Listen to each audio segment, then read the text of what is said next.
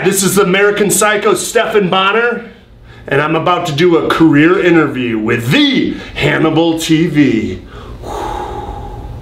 What was your childhood like? You know, come from a dysfunctional family of 5. I had 2 older brothers, and they were, one was really good at baseball, the other good at football. They're both good at music and smart and artistic too. So I just felt like I had something to prove, and they were kind of better than me at everything. So, and on top of that, they kicked my ass. So at a young age, I decided, you know what, like, I want to become a big bad ninja. And that was my goal in life.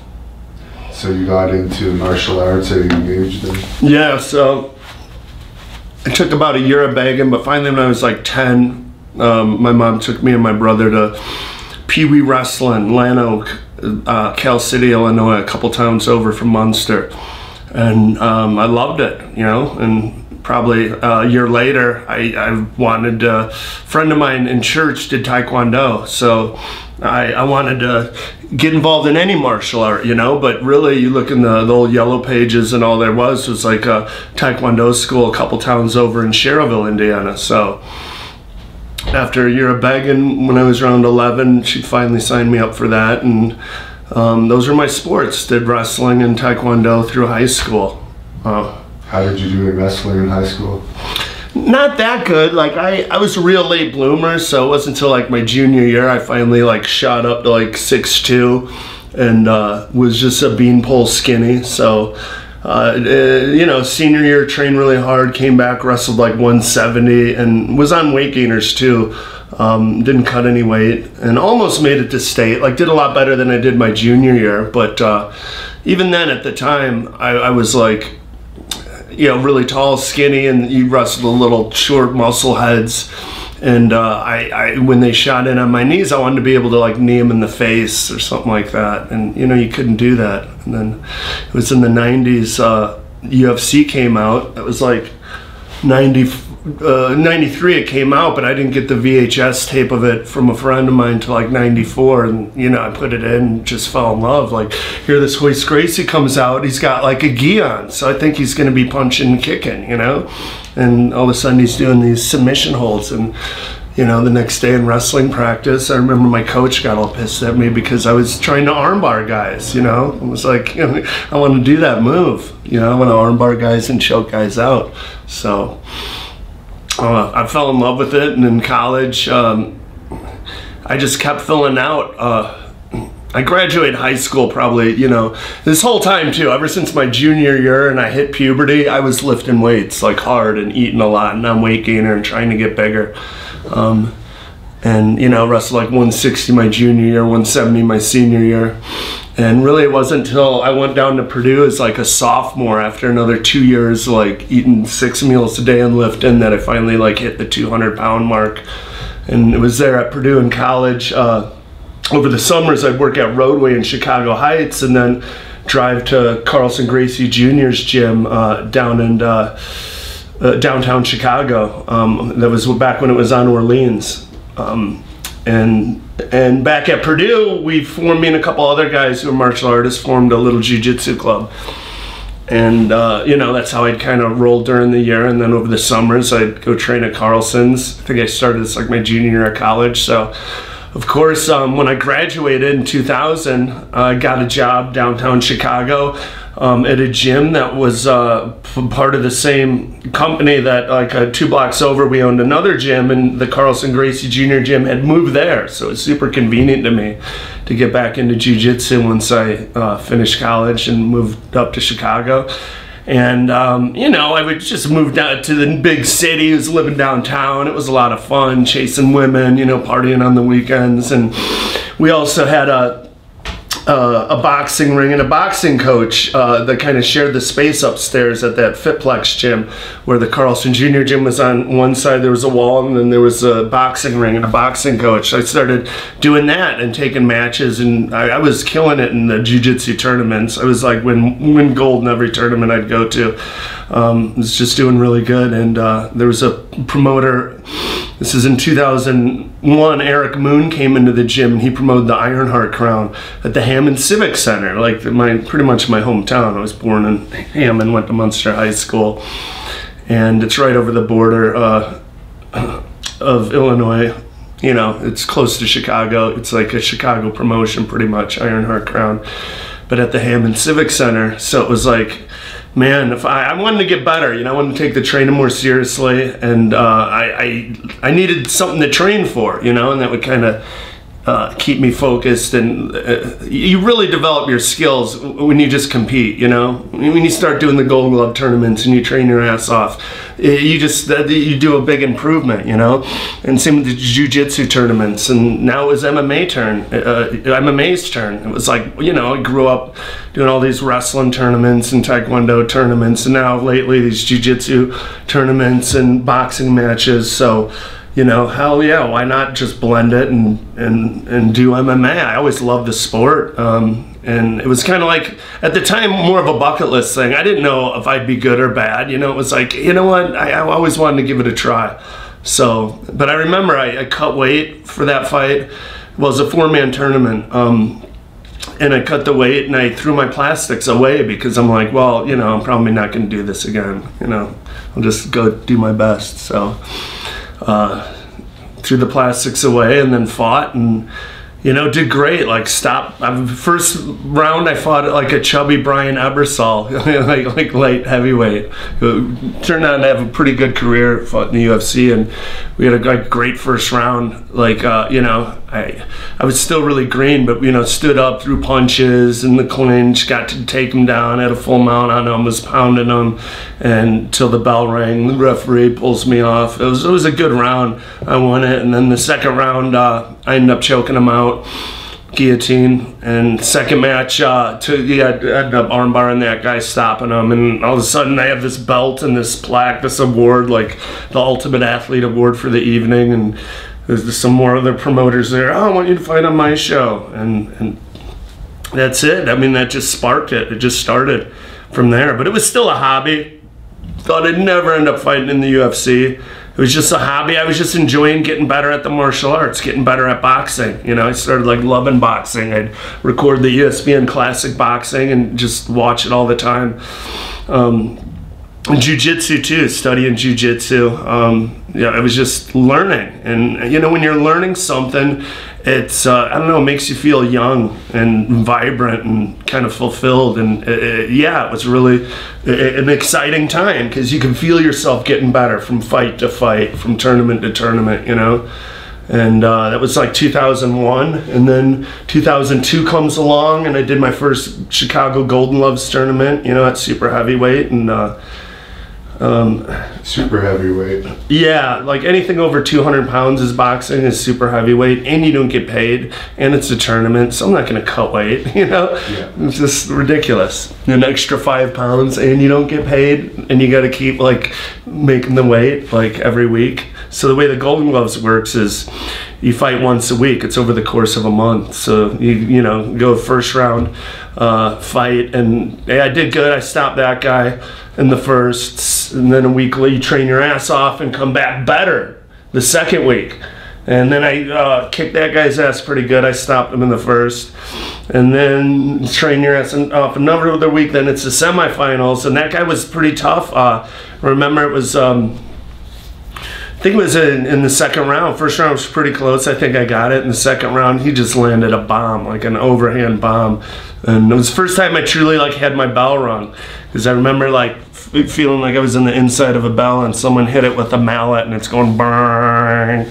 And, you know, just remember what Archie Moore said, just get on one knee, and when you hear that 8, get up and look at the ref. So just waited for that 8 count on one knee, heard it, got on up, I'm okay. And then that just lit a fire under my ass, and he probably thought I was, he was surprised I got up. I could see it, because I got up and I got right on him, and kind of, you would think I just had knocked him down, you know. So I just poured it on him and beat his ass the rest of the fight and got the decision, and then I was in the finals. a week later, I've trained my ass off. And I remember seeing this guy, Tim Skolnick, like in the first round, the first couple rounds, he just destroyed guys. And I knew it was going to be him in the finals. I didn't know if I'd be in there, but I'm like, this guy's good. And sure enough, it was me and him in the finals. We had a good fight, but I won and got my first Chicago Golden Glove title in 2002. At what point did you start going to Thailand to train? That wasn't until 2007. That wasn't until after I got in the UFC. I didn't really even start learning Muay Thai. I remember I went to a Muay Thai gym. I had a fight coming up at the Civic Center. And I'm like, hey, I'm fighting, I want to learn Muay Thai. And they're like, okay, we'll get in the ring. And he just put like a guy after guy in on me. And, you know, I had never trained it, you know. And so I wasn't familiar with low kicks. So these guys just, you know, it's all they look to do is just fucking baptize my front leg. And I was crawling out of that gym. But yeah, it was more, the Muay Thai didn't come till after The Ultimate Fighter. We had Ganyao on there from Fairtex, and that was 2004. We filmed the show. I'd been fighting it a couple of years, and that was really like my first experience with Muay Thai. And you know, I fell in love with it after the show. Mark Delagrade was Kenny Florian's trainer. I went out to train with him and met Mark, and he's got a cool setup. He let me stay in the gym, and then I went to, when I was in Chicago, it's an hour-and-a-half drive north to Milwaukee, and Duke would have a gym there. So it'd just be like a twice a week thing. I'd go out there and train for the day, come back at night. And yeah, it was like after I fought Forrest in 2005. I really entered my Muay Thai phase. Like I said earlier about, you know, you're just learning the boxing and jiu-jitsu, and doing tournaments and matches and, you know, the Golden Glove tournaments and getting better at them. And that's how I felt after the show with the Muay Thai. Like, it was a new martial art, and, you know, I feel like I was pretty... my jiu-jitsu was pretty good. My wrestling was never like the best wrestler, but it was good enough. You know, I had decent enough takedown defense. And yeah, boxing good, jiu-jitsu good, wrestling pretty good. I did black belt in Taekwondo for a bunch of years, so that was good. But the Muay Thai was stimulating and new, and fell in love with it. And yeah, it made me want to go out to Thailand, train, and did 3 trips, like a month each. It was awesome. How did you find out about The Ultimate Fighter, and what made you like apply to get on? I went to jiu-jitsu. It was funny. Remember the show The Contender that Stallone produced? Yeah. All right, so Frank Stallone was in town in Chicago, and they had tryouts for The Contender. And, you know, I was... by that time, it was like, I think I just won my second Chicago Golden Gloves title in the open division, and then had a pretty good run at the Golden Glove Nationals tournament in Kansas City. I made it to the semifinals with only like, you know, a dozen fights, where most of those guys had like 50 to 100 fights. So did really good there, and heard about The Contender, and they're having tryouts. I'm just like, why not? I went to a gym, and they put me in there with a guy who probably had never even had a real boxing match, just like a juiced up, he just looked like a juiced up boy, you know. And Frank Stallone was there running it, and I beat his ass, but like they ended up going with a different weight class, and I went to jiu-jitsu the next day. And at jiu-jitsu, someone's like, hey man, you hear that the UFC's having a reality show? You know, where they get a bunch of fighters on there, and I'm like, oh, you mean The Contender? No, it's boxing. Yeah, I heard about that show. I tried out for that show. It's boxing. No, I'm telling you, the UFC's doing one too. And no, get out of here, really? So went home and went to UFC.tv. That's before someone else owned UFC.com back then. You believe that? So it was UFC.tv. So, and sure enough, they're like doing Ultimate Fighter season 1. Send out audition tapes are due this Friday. It was like on a Wednesday. So I'm like, oh shit. They just wanted you to put a, you know, get in front of the camera and give a little bio, talk about yourself, and then put your matches on it. So I did that, just real generic, you know, I'm Stephan Bonnar, and this is my background, and put my matches on it. And by that time too, when I think I was like 7-1, and My loss was the first jungle fight to Lyoto Machida. That was in '03, and that was on a cut too. We fought with these New Japan Pro Wrestling gloves, and the seam was on the outside. Something Inoki does because he's all, you know, pro wrestling. Yeah. And, you know, drama, blood, seams on the outside, guys cut easier. That's my theory. Because, you know, the fans like that. And you know, the Machida's his guy. It was like his nickname when Machida was younger was like Little Inoki. So Inoki is best friends with Machida's dad, who's the founder of Machida Karate. Go figure. He's like a real life Mr. Miyagi. The guy's awesome. So I had like 8 fights, put them on, and sent my audition VHS tape in, and lo and behold, like a couple weeks later, I get a call, and it's the UFC, and they want me to come to Vegas for castings week, where pretty much they lock me in the Palace Station with 30 other guys and make us, we're not allowed to leave, you know, so we're on watch. So we have to stay in the room. So it was my first experience of Vegas, looking out the Palace Station window at all the lights, and just imagine how fun it is out there, but under lock and key. And so we do all our medicals and, you know, like drug tests and MRIs and, you know, everything to be cleared to be able to fight. And from those 30 guys, they narrowed it down to the 16 that you saw in the show. And there were even some like last minute switches. Like Forrest was like last minute. He wasn't going to do it. And they like, you know, talked him into getting on a plane. And yeah. Did you have like any hesitations about going on the show because it hadn't actually had a season yet and it was kind of unknown what it was going to be like? No, that was a good thing. My girlfriend worked for Fox in Chicago, and she'd produce news stories, so she'd always put me on the news and news stories. And she's a huge reality TV fan. She's really smart, and she's like, oh wow, you know, she's like, you always want to get on the first season. Like I remember the first season in The Real World, but I can't tell you who was on 3 seasons ago. And that was a good point. I was like, yeah, you're right. It's always like, when now I'm thinking back to the reality shows, this is like 2004 that were around back then. And I'm like, yeah, because I wasn't that big into them, but like the first season of most things, like I did remember, you know, and then if they had enough seasons, you just forget about them. So I knew that was an advantage. Like, you know, being on season 1 was an advantage. I was really happy to be on season 1.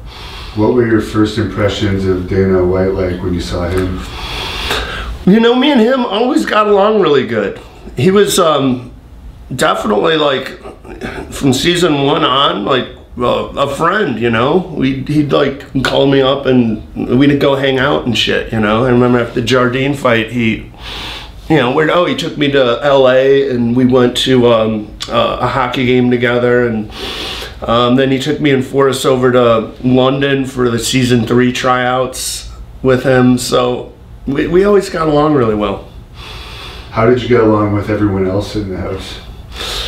For the most part, I got along with guys. I'm easygoing, but and a lot of them are still my friends. Sam Hoger, still a buddy of mine.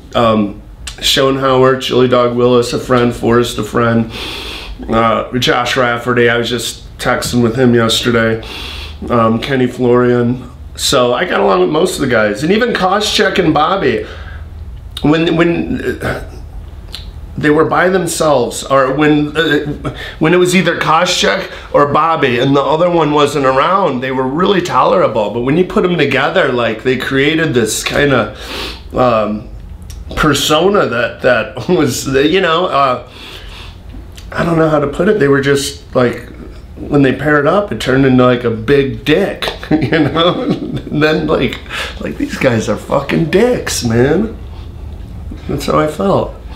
Now, was there like a straight fee that you were paid by the week or something for doing that show, or were you only paid for the fights? Oh yeah, no, we got a $500 stipend a week. Yeah, right? Yeah, to cover it so you could pay your bills while you're gone. And what were your impressions of Forrest before you had your fight with him? I always liked Forrest, you know. He's my type of humor. You know, we got along good. Always great conversations. I got his jokes. I liked his self-deprecating humor. Didn't take himself too seriously. You know, besides me, I think he was the wittiest one. Look at, he goes on to be a 2-time New York Times bestselling author. I mean, yeah, I liked Forrest from day one. That's why it was kind of hard to fight, because before the Swick fight in the semifinals, like, he came with me and helped me cut weight, and we hung out, and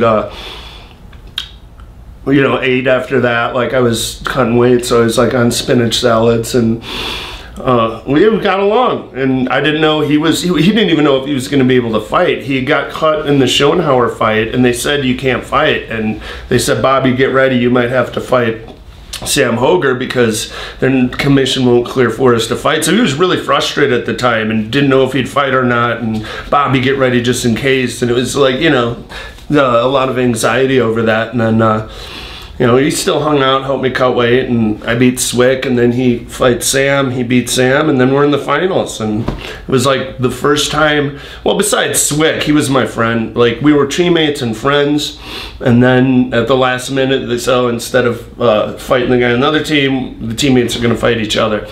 So that was like the first time I fought like a guy considered a friend. And then Forrest was the second. And yeah, even when the belt rang for that fight, I was kind of stiff, like deer in headlights, thinking like, you know, I didn't want to hit him at first. And then like he just came out really aggressive, and he like landed like 4 right hands probably like in a row before like I think I threw a punch, and then I woke up and started fighting. You know. And I guess that would have been by far probably the biggest fight you'd had up to that point, crowd-wise and viewership-wise. Yeah, but it's all the same. You just get lost in there. You know, whether it's at the Hammond Civic Center in front of a couple hundred people. I had like some barn burners there. Me and Terry Martin had a classic fight there, like a great fight. That was like that was 2003 or 2002, yeah. And I took it last minute. I had a gig going and going to a resort, an all-inclusive resort in Jamaica. And I go for free, stay for free, eat for free. And the deal is I just got to teach like 1 exercise class a day. And I get to bring my girlfriend. So I'm going there. I wanted a little extra spending money. And like, it was like on a Tuesday, I get a call from Joe Goitia, who promoted the show, the Total Fight Challenge. And he's like, hey, you want to fight? Yeah, I'd love to. When? Saturday. I'm like, oh. That's actually perfect. I leave for Jamaica Sunday. Well, I don't got a lot of money, so all I could pay is $150 to show and $150 win bonus. And it was, well, yeah, $300. That'd be good spending money on the trip. Who is it? This guy, one of Shermer's guys, Terry Martin. You know, I had never heard of him. I didn't know anything about him. I'm like, Joe, but you know, it's 5 days away. You know, it's going to be tough making 205. All right, how about a catch weight? 210. Cool, all right, awesome. Give me 5 pounds, 210, we'll do it. All right, so then weigh-ins come around Friday. I didn't know who Terry Martin was. I just remember looking at the kid thinking, man, that dude looks like he's definitely related to Mike Tyson. Like, he had the cornrows back then, but in his face, I see a big resemblance to Tyson. He called me up on the scale. I'm 210. They call Terry Martin up on the scale. 234. Like he didn't even try, motherfucker. Like, I remember, and he got off the scale, and I'm like, Joe, come on, 230, it's 24 pounds over. Then he like got in my face and looked at me like I was being an asshole, you know, like he was about to fucking hit me, and I'm the asshole. And he kind of scared me. He's really, you know, looks like Tyson, cornrows, all mean. And I'm like, don't worry about it, you know, it's all right. So we had a great fight. Walked away with $300 and 10% of his purse for missing weight, which was an extra $15. And back to that fight with Forrest, why do you think that still stands out in everyone's mind, where it's so one of the most talked about fights of all time? Well,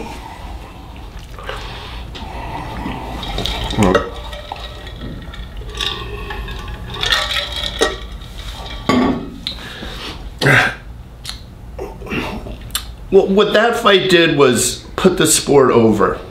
You know, it was still illegal in a lot of states. It wasn't accepted. It wasn't like something you wanted your boss to know you watched, or your wife's friends. You know, it was still had that stigma being barbaric and human cockfighting. So people weren't sure about it. And so far, like, you know, all the UFCs were on pay-per-view. So unless you were like a true hardcore MMA fan, you weren't exposed to it. So now for the first time, it's on regular TV that anyone could go check it out. And they're checking it out. I mean, oh, this is that human cockfighting. This is, I don't know. So season 1, so the diehards tuned in, and we did pretty good numbers for that season. And the finale, I remember there's around 2 people tuning in. 2 million people, sorry. Yeah. 2 million people tuning in at the time. And that's a pretty good turnout. I think the best episode did like around like in the high like 1.8 million, something like that, the first time they showed it. So we had all of the diehards around the world tuning in that night. And after the first round, it was just a barn burner, good, entertaining round, back and forth, that people were calling their friends and being like, hey, I know you're not sure about this sport, but check it out. Turn this fight on. Like, you know, I know you bust me my balls about watching UFC, but see for yourself. And, you know, then the numbers ended up peaking in the second round at 10 million. That can only mean one thing. People are like calling and spreading the word about it. And entertaining fight, feel good ending.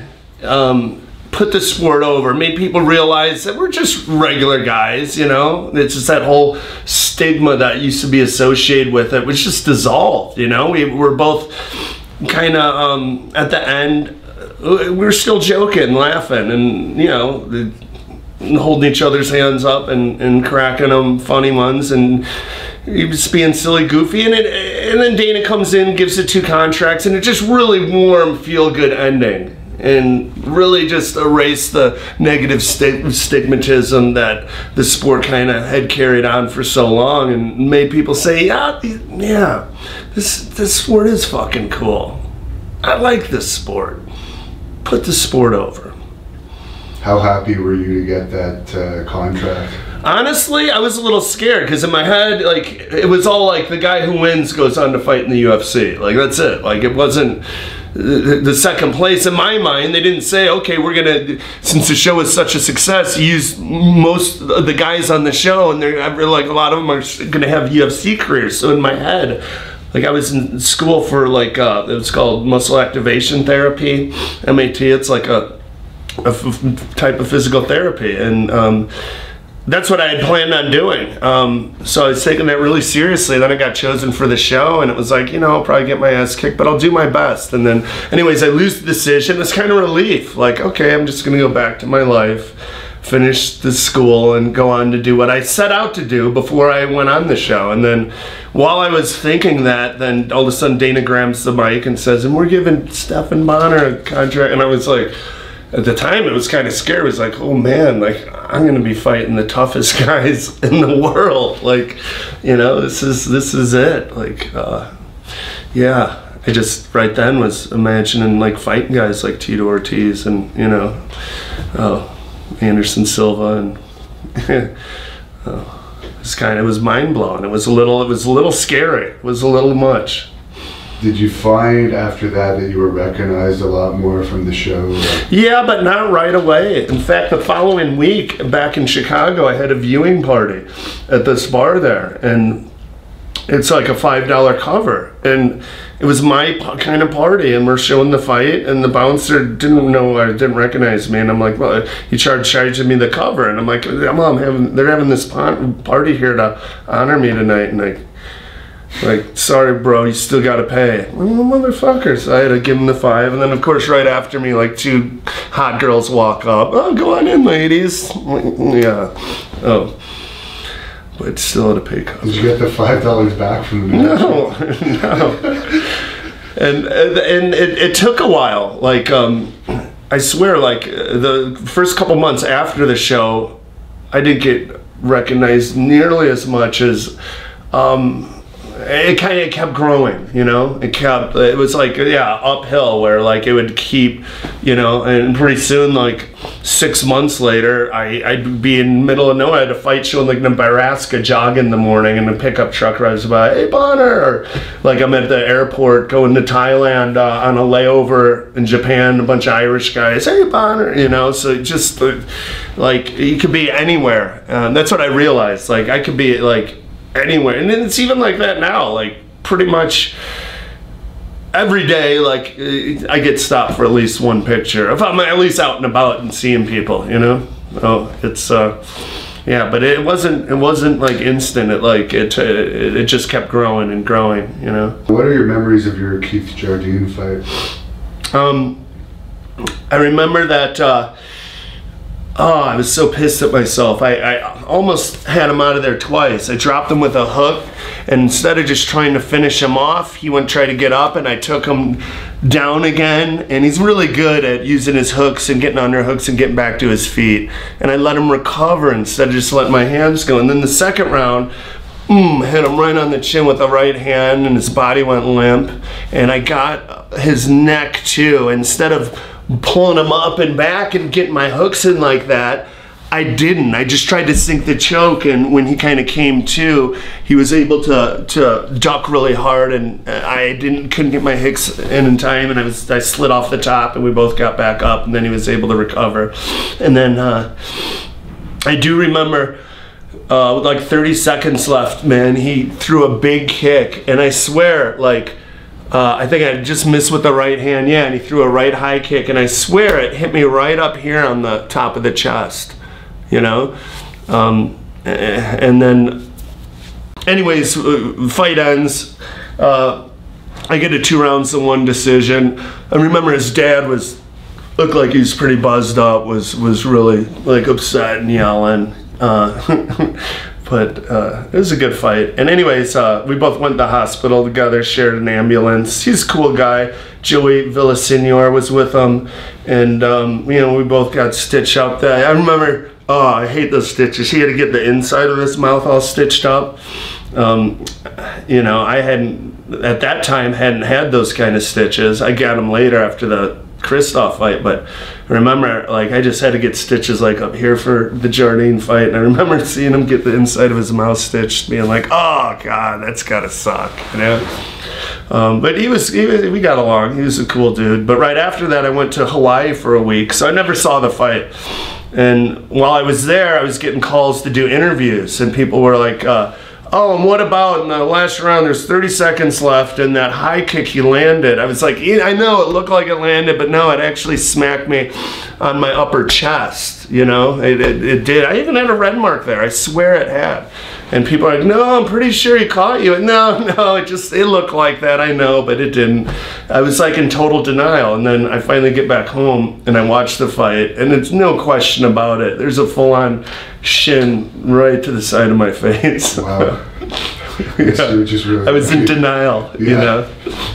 Is there any specific like neck training or anything you did to help absorb blows to the head? Nah, I mean, that's just something you're born with, you know? But also cutting weight. Your brain's suspended in water, and if you cut too much weight, it affects your chin. The old boxing guys knew that. I remember, because I'd, in Chicago, go around to the inner city Park District boxing gyms to get sparring, and I think it was Fuller Park I was at, and there was an old timer there, and he was really smart. He gave me good advice in that, and I remember I was like talking about cutting weight, like, yeah, I got like 20 pounds to go or something like that. And he's like, oh man, be careful. He goes, you cut too much weight, your chin goes. You know, and he's right.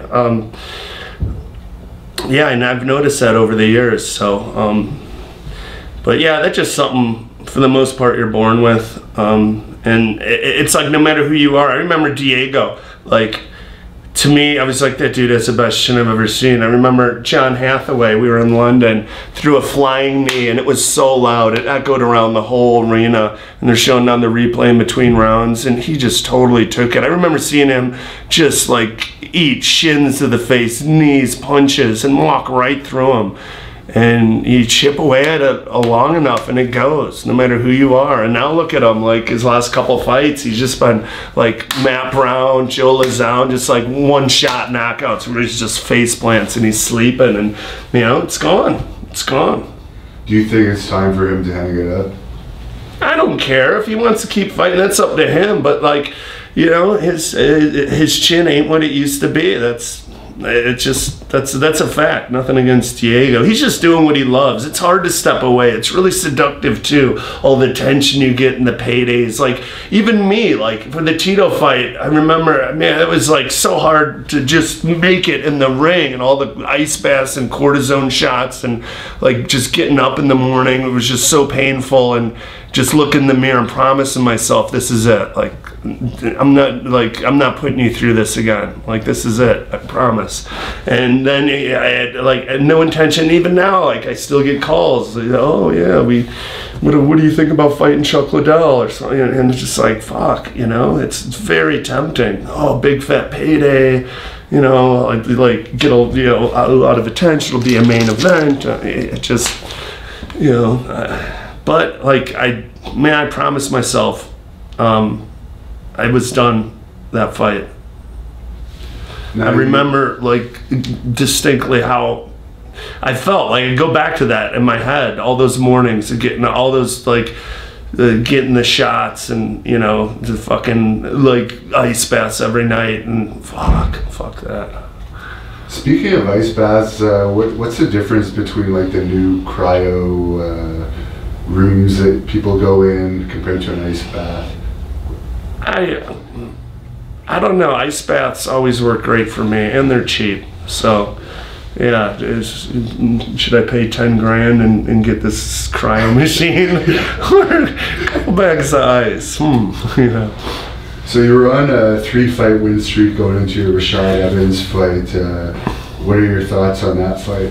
You know what? I just needed to get hit in the face and woken up. To me, I was just playing jiu-jitsu. Like he felt like he was defending my game. You take me down, he wouldn't land any ground and pound. I was moving my hips, I was attacking, he was basing out and defending.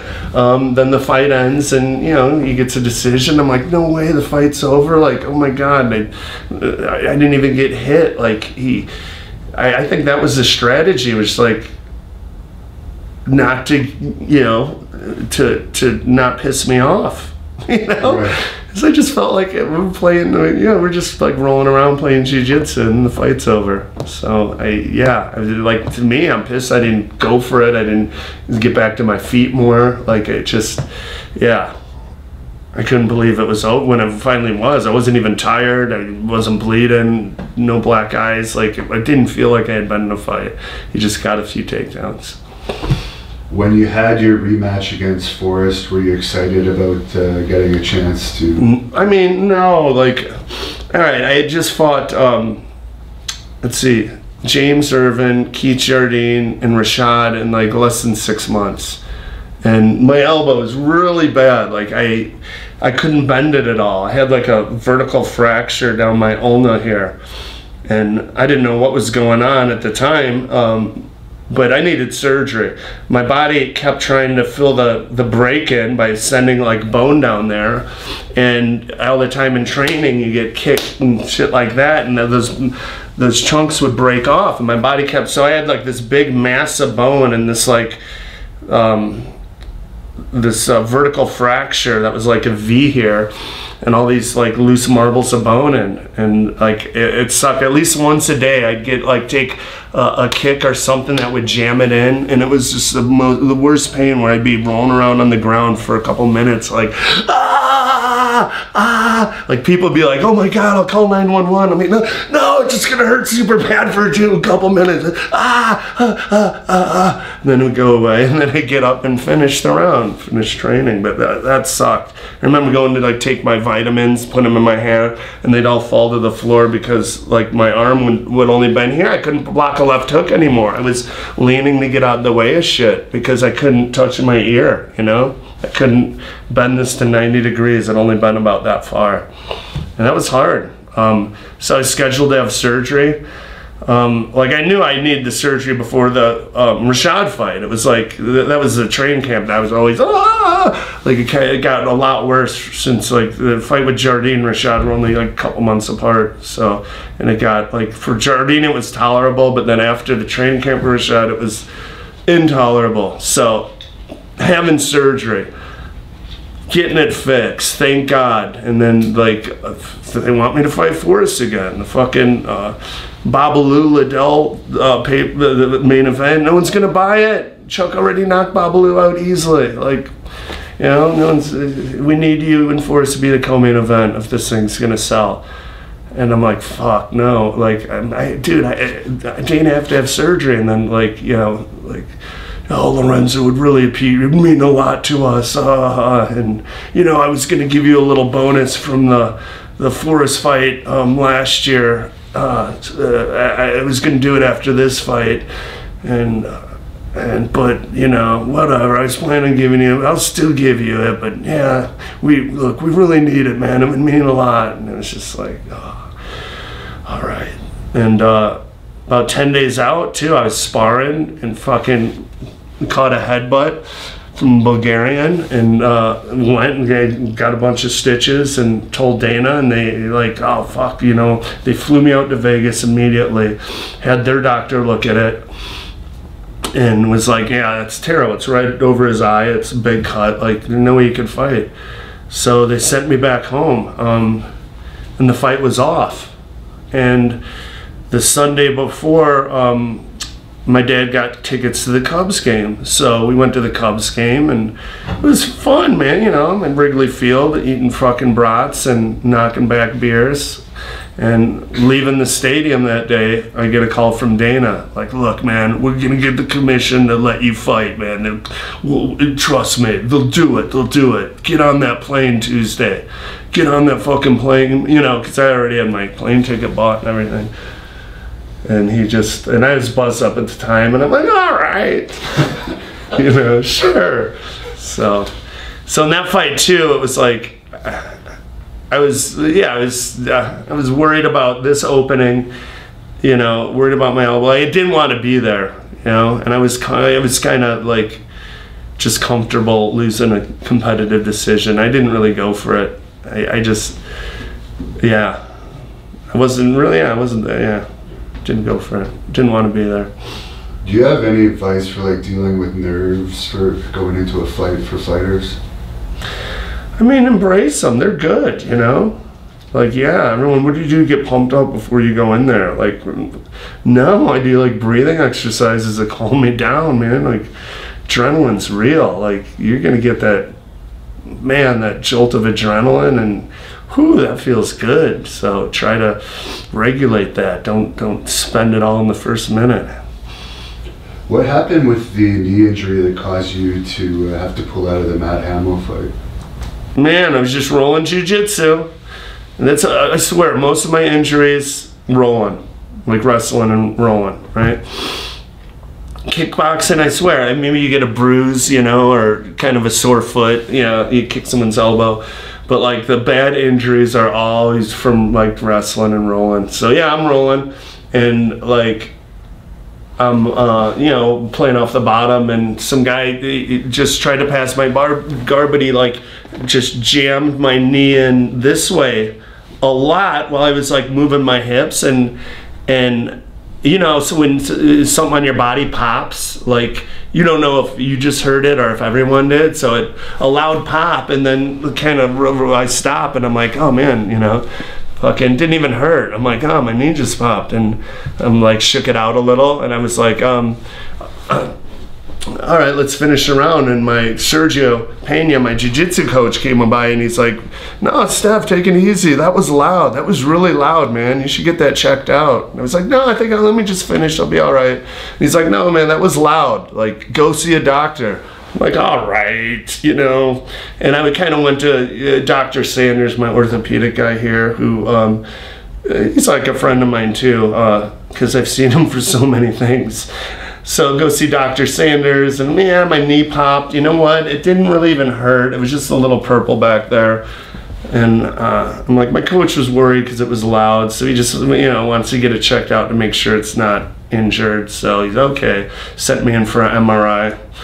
The MRI, get a call the next day from Dr. Sanders. Oh, it's Dr. Sanders. Cool. Hey, Dr. Sanders. I'm thinking I'm going to hear like, oh, yeah, everything's fine. You just strained it. Or, you know, and he's like, yeah, you blew out the whole posterior lateral corner. Yeah. Your LCL's blew up, your PCL's blown, your popliteus tendon, your hamstring tendon, your meniscus, and your joint capsules all blew out. That whole corner blew out.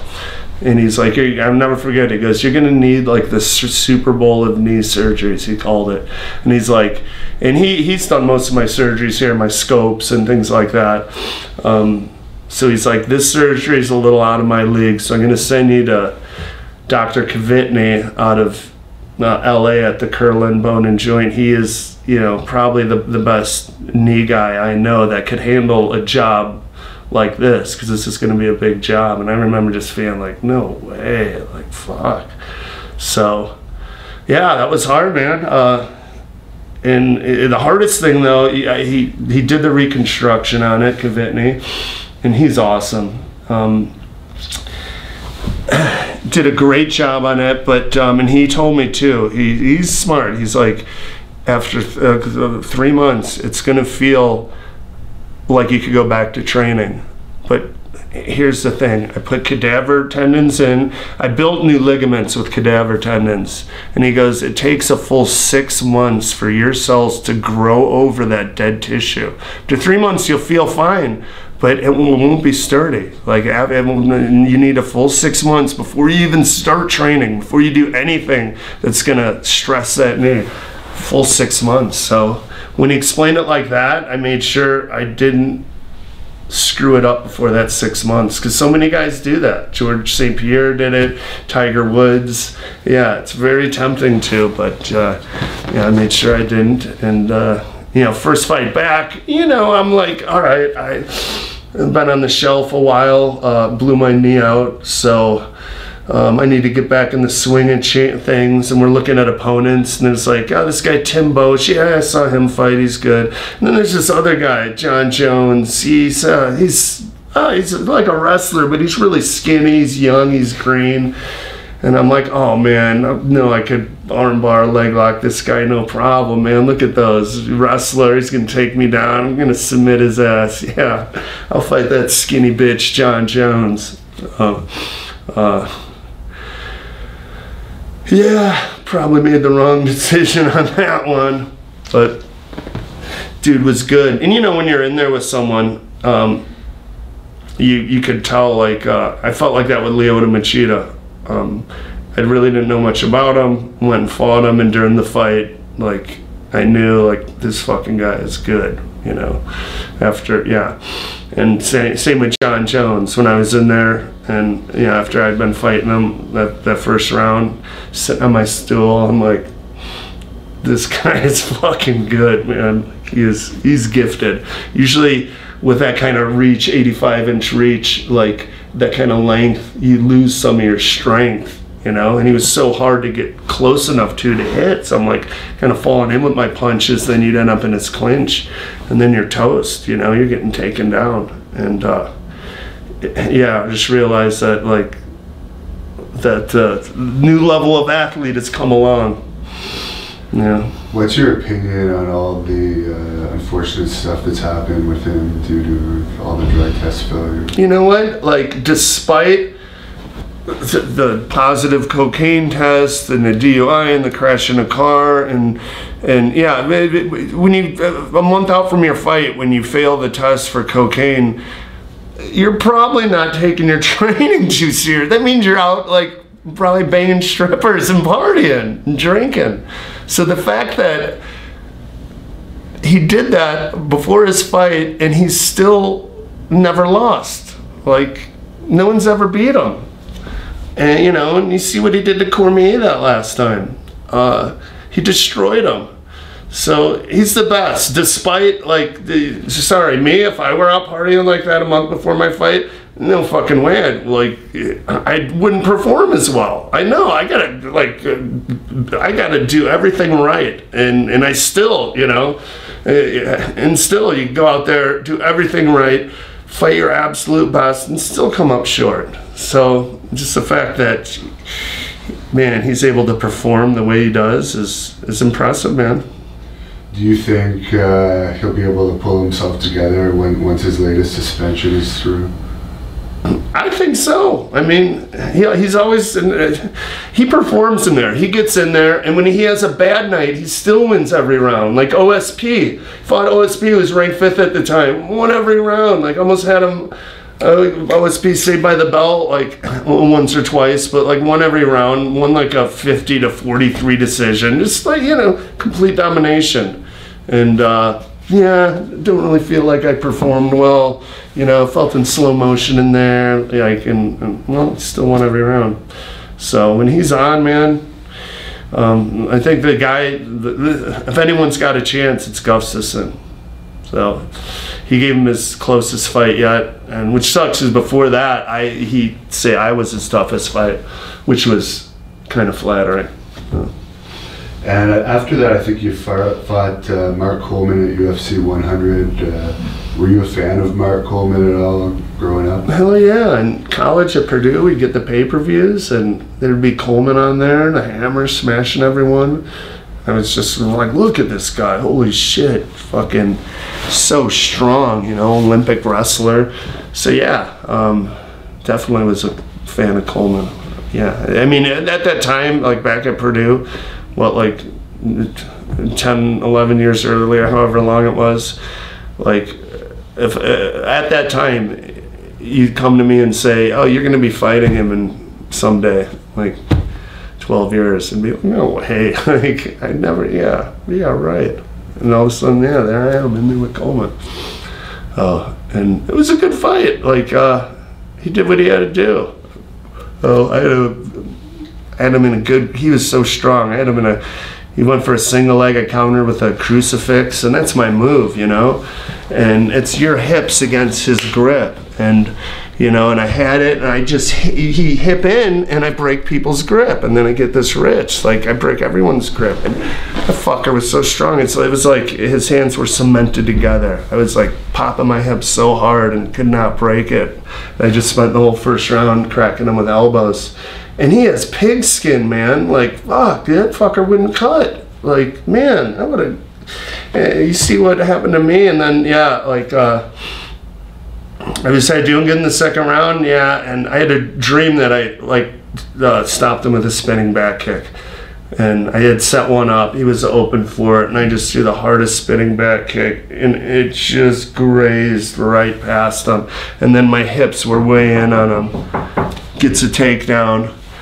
And right away, I go for that shoulder lock from the guard that Frank Mir tapped Pete Williams out with, this one.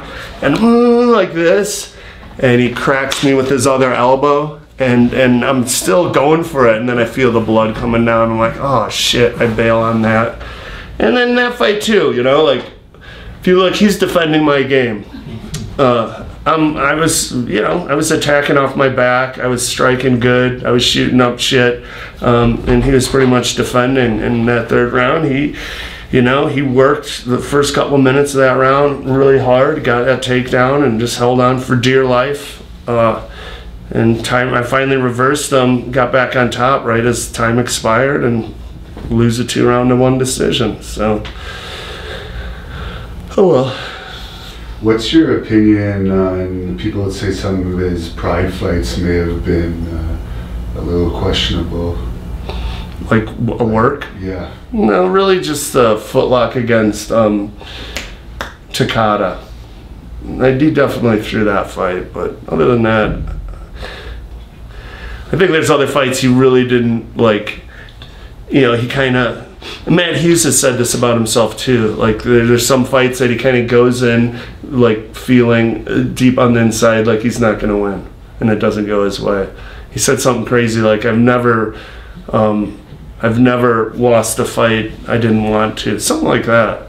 And then you see Coleman kind of has been like that too, where he just doesn't go for it. But I mean, come on, guys with like when he's in there with Fedor, you know, he just kind of collected a paycheck. But Coleman, a lot of people don't realize this. The year he won the World Championships, beat the shit out of Kurt Angle.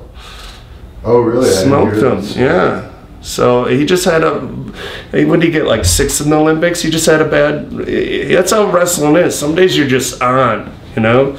And you just have your days and you shine.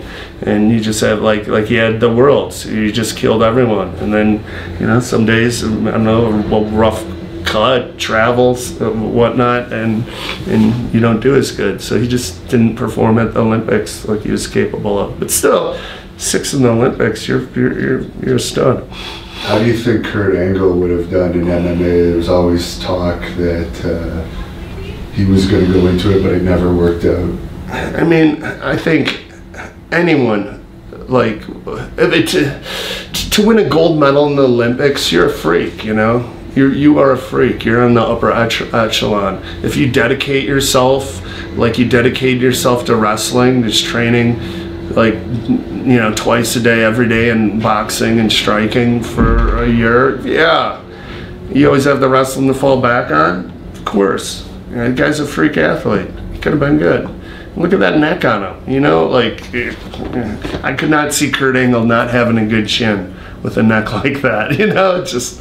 It was broken, though, at one point, I believe. His neck? Oh, that is true. So yeah. I don't know if it would have been able to... All wrestlers, though, man, eventually get bad necks. Like Randy's is going now. You think that's from the bridging or just having your... Just wrestling's hard on your neck. Oh, man. Like, mine's pretty bad, too. That's why I get cortisone shots in there. My knees, shoulders. But, yeah, wrestling. Like, the Tito fight, I do so much wrestling. It's so hard on your body. My neck was, like, I could never turn my head. Like, it was just, I was always in pain. Yeah, it's just, yeah, people just tugging on your neck. And, yeah, it's rough. Would Angle be like one of the pro wrestlers that would be on your list that you'd want to wrestle? Yeah, definitely. Hell yeah. Yeah, I like wrestling guys with that at least know how to roll or have wrestled before. It's just way easier for me than working with someone who's, even I've worked with Mike Bailey and he's a Taekwondo guy, and there was a lot we could do because I'm a Taekwondo guy too, and like another guy I worked with, Sho Tanaka, is a New Japan guy that does jiu-jitsu, and I think he's a purple belt, and that makes it easier. Now, I didn't see this fight, I don't really know how to pronounce the guy's name, but there was a fight you had where there was an issue with a headbutt. Krzysztof Soszinski, the Polish experiment. That was Australia, UFC 110. So, yeah, that was a good fight, man. But the way it ended, like, we missed out on our fight of the night bonus because it had a messed up ending. It was a good fight. A couple days before that fight, my last day of training, like, when we fight on Saturday, I think it's like Tuesday or Wednesday, I was training, and Alex Schoenhauer, Chili Dog Willis, one of my corner guys, we were sparring, and I threw a head kick, and he pulled back, and my fourth toe bone here, metatarsal, just hit his elbow like that, and broke my damn foot. It was like that big. I couldn't even get a shoe on. So weigh-ins, I remember he was standing there, and I'm walking past him, and I'm just walking so slow because I don't want him to see that I'm limping, and yeah. Anyways, we have a good fight in the first round. So with that leg, he's a southpaw too, so the right leg's a great weapon, you know? But instead of being able to like throw a shin tie kick like that with that broken foot, all he's able to do, I throw my combos the same, but I just switch it into a front kick, you know? But definitely affected the game plan. But nonetheless, we have a good first round. Man, he came out, and he went like this to touch gloves. And right when I went and touched his gloves, he just boom, boom, blitzed on me. Yeah, in the second fight, you could hear Rogan like, Krzysztof extended his hands to touch gloves. Bonnar shook his head no. But a lot of people probably heard that, thought I was an asshole. But no, I'm not falling for that again. So he come out, I go touch gloves, and he blitzed me. And then he throws like Oh yeah, lead leg, a low kick, and just a wild fucking, he's southpaw, so it's his left hand. Lead leg, low kick, wide hook, and it was like less than 30 seconds in, he broke my nose. And it sucks having a broken nose in fights because you're swallowing blood. Makes it harder to breathe. Now you have your mouth open, you got blood dripping down your throat in the iron, it makes your stomach sick, you know. So it sucks. Anyways, we have a good round. He broke my nose. He landed some really good punches. He probably got that round, but at the end of the round, we clinch up. And that, man, I was like, he felt so strong. So also in that round too, I'm only able to throw the front kick with my right leg, and then I threw like a right straight and went to cream him with a low kick on my good foot, and he checked it right on my foot. So after the first round, I'm sitting on the stool, I look down, now my left foot's all blown up, like, so both feet are all swollen, and I got a broken nose. And I thought I had a good round, like I fucking fought my ass off, but I'm like, I still probably lost that round, and I felt discouraged, you know? So second round comes along, and I do a little better, and I start landing back on him, and it's still a good round. I felt like I had that round, but I was coming on strong at the second half of the round, landed some good stuff. And at the end of that round too, we clinch up again, just like we did at the end of the first round. And now, like, I am noticeably stronger than him. I just pulled him around a little bit, like threw a knee or two, and the bell rang, and I'm like, oh yeah. So now I go back to my stool, sitting on it, and that whole feeling of kind of disappointment and dejection that I felt after the first round was gone, despite the 2 broken feet and broken nose. I was excited, and I'm like, I got this. I'm taking this fight over, you know, like I'm gonna pour it on him this round. I felt good despite, you know, the blood coming down. My gas tank felt good. So we came out the third round and went at it, started throwing punches and fighting, and then crack, you know, southpaw versus righty, that happens a lot, and it was a good like hit, and I like briefly dropped my knee touchdown, and I popped right up, and right away I went to the ref like this. I felt the blood, and I'm going headbutt, headbutt, headbutt, and the referee actually goes, no, it wasn't, keep fighting, like, you know, like I'm a bitch or something, like, are you fucking kidding me? Like, there was a total headbutt, you know? And then anyways, we started keep fighting, and this thing, man, it's just, it must have hit an artery, because it's like a faucet just shooting blood out, and we're up on the cage, and I have a picture of it on the cage, and there's like a thick stream like this coming down, blood. Anyways, they stop it, and I'm like, oh no, you know, it's what, like a couple minutes left in the last round, and felt like I was taking the fight over, and they stop it, they go to check out the cut, and I'm like, I'm all right, let me finish it, He said, go see the doctor, and I go over to the doctor like this, and he's like, let me see it, and I knew it was coming out so hard, I didn't want to. I'm like, I'm all right, he's, let me see, and he pulled my hand out, just squirted blood all over him, and he's like, waves it off, and I was like, no way. So anyways, they're showing the replay over and over on the big screen. There's Rogan looking at it in slow motion at every angle, saying, yes, and clearly it's a clash of heads. See right here, boom, yep, a clash of heads goes down. So like, I'm thinking, okay, they're, you know, gonna let the ref know, here, look at this before you make the final call, and I'm thinking this fight is gonna be a no contest, and I'm sitting there all of a sudden, and the winner of this fight, and they raised his hand, and I just was in shock. Like, I couldn't believe it. I was devastated, you know? You work like so hard, and you overcome, you know, what you go through to get ready for a fight, and then you overcome like that, fighting with a broken foot, and then breaking your other one early, and having a broken nose, and still fighting through all that, only to have the fight kind of taken from you. It's devastating. So yeah, I was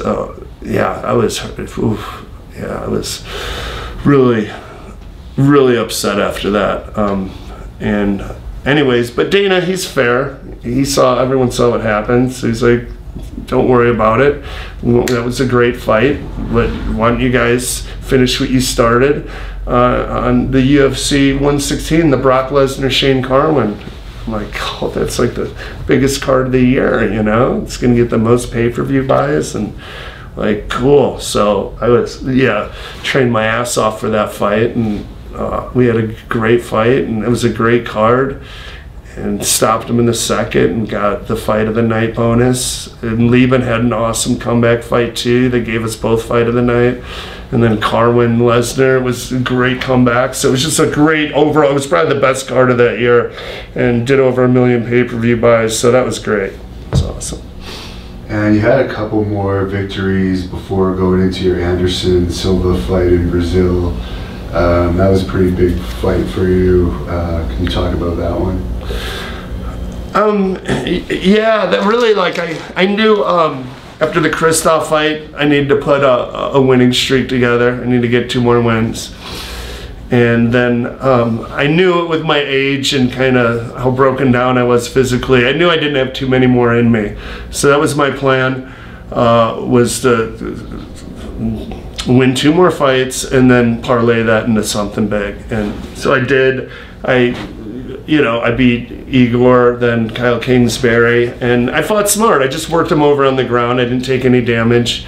The idea was put a winning streak together and parlay that into the type of fight that, you really make entertaining, make people remember. And that was my way of thought. I was like, and my idea was to fight Forrest again and go on a campaign so that they'd allow me and Forrest to coach the Ultimate Fighter and then fight each other. And I would have been so thankful that I would express my gratitude by going in there and putting on just a crazy barn burner entertaining fight, and that was the plan. But Dana didn't like the idea, so wouldn't go along with it. And he really was like, it's all about, like, I was just being honest. At my age and everything, I had already fought John Jones, and now since then he's gotten a lot better. Like, I knew where I kind of was. I wasn't like, oh, I want that title, I want Jones again. It was like, no, I want to have a memorable fight and then retire. That was my plan. I want to have a big fight. That was it. Like, coach a show with Forrest, put on a crazy fight, win or lose, who cares, and then retire. And it just wasn't happening. Like, he was just pissed. Like, what are you even fighting for if you don't care about the title? Because I was honest. I was like, I don't care about the title, fighting Jones. Like, I want to fight someone like Rampage or Forrest and put on a super entertaining fight and then hang it up. And he's like, hey, what's the point of just sitting around the division? If you're not hunting for that title, you should retire. He actually called me into the office and gave me that talk, and then threw me 10 G's and said, come work for me, and gave me a position with the UFC where I was on a salary and getting health insurance.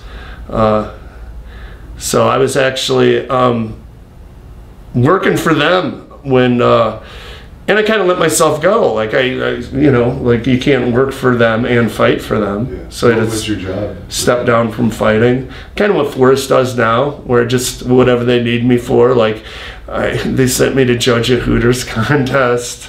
Come in the office, we'd like shoot videos. Me and Forrest would like talk over our fight. They had me do a lot of TV stuff. Like go to the Boys and Girls Club and hang out at the barbecue and talk to them. Go to schools and talk to kids. Like a lot of like PR and community outreach. So pretty joke of a job, go to the fights and so easy job. But they and I let myself go. I hadn't been in the gym. Like, why should I go? I'm like working for them now. I'm not gonna fight. But I got a call from Josh Rafferty, who's down in Tampa. I said, hey, Dave Batista's going to do an MMA fight, and we're putting a training camp together. We want you to come down here.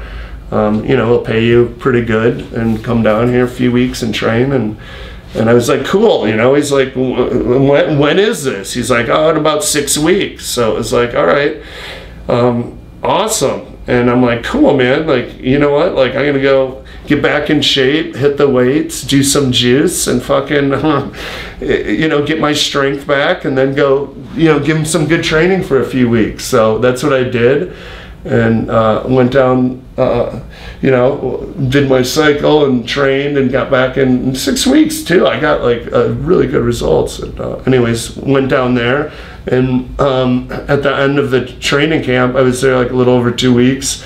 I had one more day, and the last day we were going scuba diving, lobster fishing, like down off the coast.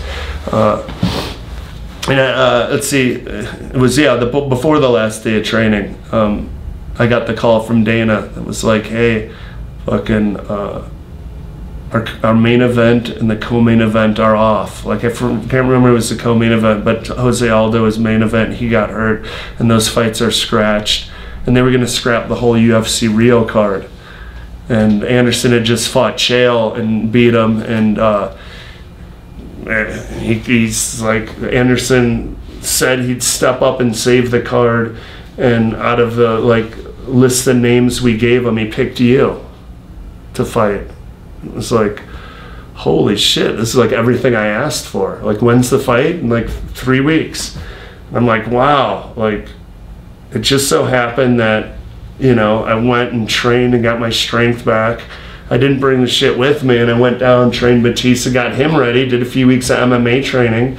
Now I got a couple more weeks to get sharp and spar and get my cardio up, and like, holy shit, like, this just all happened for a reason. I thought I was gonna either beat him or give him a hell of a fight, you know, and of course that didn't happen. And I thought that shit would be out of my system too, and it showed up, and then I got fired from my job, and yeah. What was it like fighting him in Brazil, like where he's a hero pretty much? It was awesome. It was a great experience. I was a little tight. You could see when that fight started, and he saw it in me. I was definitely nervous. He had just fought, defended his title. You know, he used to fighting. I had been from like, you know, a month prior, in my mind was totally, never thought I'd fight again. You know, I was working for the company, so I was pretty tight, and I knew that when the first round started. So I didn't want to let him get too comfortable. I just wanted to get off punches and clinch him, look for takedowns, and that was the plan. It was working. It was working fine, beautifully. And out of all the things, he does a little wrestling move, a Russian arm drag trip. And right before that, I looked up at the clock, and like 30 seconds left. Like, I could do this for 2 more rounds easily, because honestly, his punches were nothing. Like, I could eat his punches all night. So I thought right then, like, okay, he's not going to stop me, you know. But motherfucker knees like a mule. And yeah, he set up a little wrestling move, a little rushing arm drag. And he tripped me, and part of me wanted to just stay on the ground, because that was the plan. Hey, if it ends up on the ground, that's good. Like, you know, you want him on the ground, top or bottom, it didn't matter. So tripped me, like, oh good, you want to be on the ground. I'm like, man, but if I finish the round on bottom, like, I'll definitely lose the round. It was a close round, but up until that point, I had done a little more, in all honesty. So I'm like, fuck, man, I don't want to give the round away. And I tried to stand up, and he did a really good job of, as I stood up, shoving me. So I bounced off the cage, and now my momentum's coming into him. And I will see it coming. I think he's going like jump knee upstairs. I'm like this, and it goes right between the elbows into the solar plexus, and it just crippled me. Our channel is really popular with wrestling fans, so I was just wondering if you could give us some more detail on working with Batista to prepare him for his fight. Yeah, dude, he, you know, especially at his age, he didn't complain. He did everything we asked of him, and he went out there and followed the game plan. That's what we worked on him a lot with. Just he's got pretty good jits, and he's heavy on top. So, and he wrestled growing up. He's got a decent double leg. We're like, you take the guy down. We want you to right away on the takedown. We worked on, don't take him down to his guard. You take him down to side control. And we worked on his side control a lot, being really heavy. And in the fight, he was a little stiff. He got hit a few times, but then he timed the double leg. He hit it right to side control like we worked. Nice and heavy on top. Made the guy, like, want to give up his back, and right when he did, Dave was waiting, sunk the hooks in and stretched him out and finished him. So just textbook what we worked. He followed the game plan, and I was really proud of him. And what's he like as a person? Nicest guy, man. We were at his house. It was cool, man. We'd like go, his mom would come and make us like big pasta dinners and with garlic bread, a lot of carbs, man. We were training a lot. And what do you have, like a lightsaber, like a, Star Wars lightsaber thing, and I'm like twirling it around because I'm good with weapons, and he has a crystal chandelier, and I go back and like hit it and break some of the crystal pieces off. He wasn't even pissed, So he's super nice, humble, and hardworking. And since then, he's actually become a pretty huge movie star. Yeah. What do you think about that? Yeah, it's amazing. He's he did it. Really, it was that Guardians of the Galaxy, man. That was the role that really put him over as an actor. He did everyone loved him in that. He was awesome in that movie, and that led to, but even before that, he was getting a lot of good work. But I think that role just opened his eyes to like the big shots of the movie industry. Like, whoa, this guy I want to put him in my movie now, Avengers, and yeah. So I think that was the key role for him. He did great, man. Did he ever tell you about his backstage fight that he had with Booker T? I don't think so. So I'll be on PCW. They're going to be introducing me to the storyline. Oh yeah, Friday, May 4th. They're a good show out in LA. We're interviewing actually Kevin Sullivan. Okay, yeah, he's awesome. He's coming here too. He's going to be here, I guess, at the school that you train at, maybe. FSW, yeah. Cool. Yeah, I know that's a good company to be with. So you were inducted into the UFC Hall of Fame. Was that a shock to you? And what was your reaction when you found out? Not really. It just, Dana's said over and over just the importance of that fight, and just the way MMA exploded around the world after the fight. I wasn't surprised. It put the sport over. It was huge. It was the biggest thing to really help the sport grow ever. Outside of say UFC 1, like ever. Just the number of, even like Tap Out sponsored me, and I don't know, like 6 months after the fight, they took me out to their Tap Out headquarters, and they were showing me like, man, before that fight we just had this one room, right? Now we had to buy, we bought out the business on this side, bought out the business on this side, knocked the walls down. We can't print the shit fast enough. And then 2 years later, I go back there, and from that, now they have the whole, it's like a Tap Out complex where they have all these buildings and this whole, yeah. So, and just from that, you just see like the pay-per-view numbers for say the year leading up to the Tough One finale and the pay-per-view numbers for the year after that. It's it happened. It blew it up. Now, I heard you say in some interviews after your Hall of Fame induction that you weren't going to fight for another company, and yeah, yep. What happened to change your mind? Probably money, I guess. Yeah, but it was just after I do interviews, if there was one guy you always wanted to fight and never got a chance to, who would it be? It was, Tito. Even when I first talked to Bellator, they were like, we're interested in you fight. No, I'm not interested. I'm not interested. I'm done. And then, we might need to fight Tito. It's like, oh, okay. Yeah, I always wanted to fight him.